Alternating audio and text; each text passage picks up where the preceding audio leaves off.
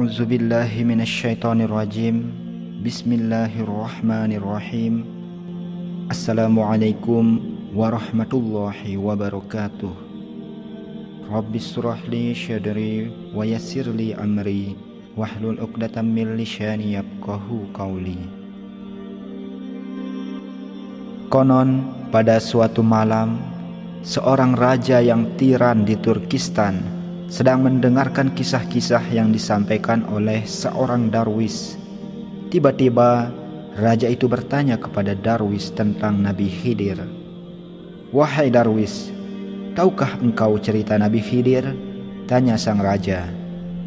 "Khidir," kata darwis itu, "ia datang jika diperlukan. Ketika seseorang berhasil memegang jubah Nabi Khidir, maka segala pengetahuan akan menjadi milik orang itu." "Apakah itu bisa terjadi pada semua orang?" tanya sang raja. "Pada semua orang," kata darwis.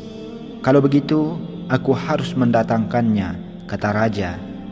"Aku tidak mau seorang pun lebih pintar dan lebih berkuasa daripada aku." Esok harinya, raja tersebut mengadakan sayembara yang berbunyi, "Barang siapa bisa menghadirkan Khidir, maka aku akan membuatnya menjadi orang kaya." Sayembara itu menyebar ke seluruh negeri Turkistan. Kabar tentang adanya sayembara itu akhirnya sampai ke telinga seorang lelaki miskin dan buta bernama Bakhtiar Baba. Setelah mendengar sayembara itu, ia pun mulai menyusun akal. "Aku punya rencana," kata Bakhtiar Baba kepada istrinya. "Kita akan segera kaya, namun tak beberapa lama kemudian aku harus mati. Tidak mengapa, sebab kekayaan kita itu bisa menghidupimu dan anak-anak kita." Di kemudian hari, Bakhtiar Baba menghadap raja tersebut dengan penuh tekad. "Paduka raja," kata Bakhtiar Baba, "izinkan hamba mengikuti sayembara itu. Jika paduka raja bersedia memberiku 1000 keping uang emas, hamba akan mencari Nabi Khidir dalam waktu 40 hari. "Tentu saja," kata sang raja. "Kalau kau bisa menemukan Nabi Khidir dan membawanya kemari, maka kau akan mendapat 10.000 keping uang emas. Tapi jika gagal, kau akan mati. Kau akan dipancung di tempat ini sebagai peringatan kepada siapapun yang mencoba mempermainkan rajanya." "Hamba bersedia menerima syarat-syarat paduka," kata Bakhtiar Baba. Kemudian ia berpamitan dan pulang memberikan uang emas kepada istrinya sebagai jaminan hari tuanya.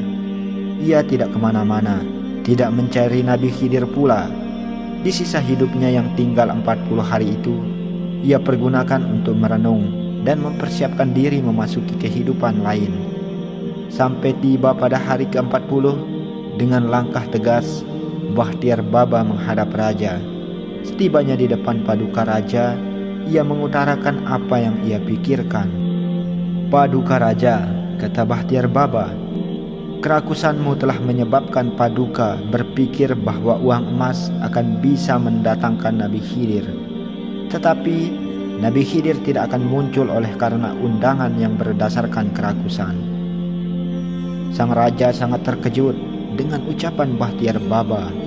Ia marah semarah-marahnya. "Orang celaka," kata sang raja, "kau tidak eman-eman dengan nyawamu. Siapa pula kau ini? Beraninya kau campuri keinginanku?" "Ketahuilah," kata Bakhtiar Baba, "konon semua orang bisa bertemu Nabi Khidir. Tetapi pertemuan itu hanya akan terjadi apabila maksud dan niat orang itu benar. Nabi Khidir akan menemui seseorang selama orang itu bisa memberi manfaat saat kunjungannya itu. Itulah hal yang tidak ada dalam dirimu." "Cukup," bentak sang raja. "Ocehanmu itu tidak akan memperpanjang hidupmu. Aku hanya tinggal meminta para menteri yang berkumpul di sini agar memberikan pendapat tentang cara yang terbaik untuk menghukummu." Paduka raja lantas bertanya pada menteri pertama, menteri kedua, dan menteri ketiga. "Bagaimana cara orang itu mati?" tanya paduka raja kepada ketiga menterinya. "Panggang dia hidup-hidup sebagai peringatan," jawab menteri pertama. "Potong-potong tubuhnya," pisah-pisahkan anggota badannya, jawab menteri kedua. Sediakan kebutuhan hidup orang itu agar ia tidak menipu lagi demi kelangsungan hidup keluarganya, jawab menteri ketiga. Ketika pembicaraan antara sang raja dan para menterinya berlangsung, seseorang tua yang bijaksana memasuki ruang pertemuan itu. Semua orang yang hadir di tempat itu terperanjat dengan kehadiran orang tua itu.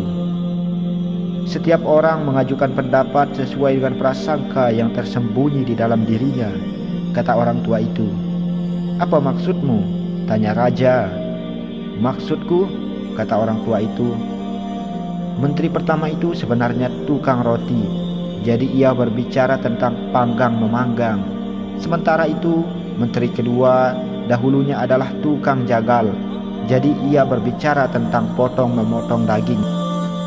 Dan menteri ketiga hanya dia yang telah mempelajari ilmu kenegaraan, melihat sumber masalah yang kita bicarakan ini dengan bijaksana.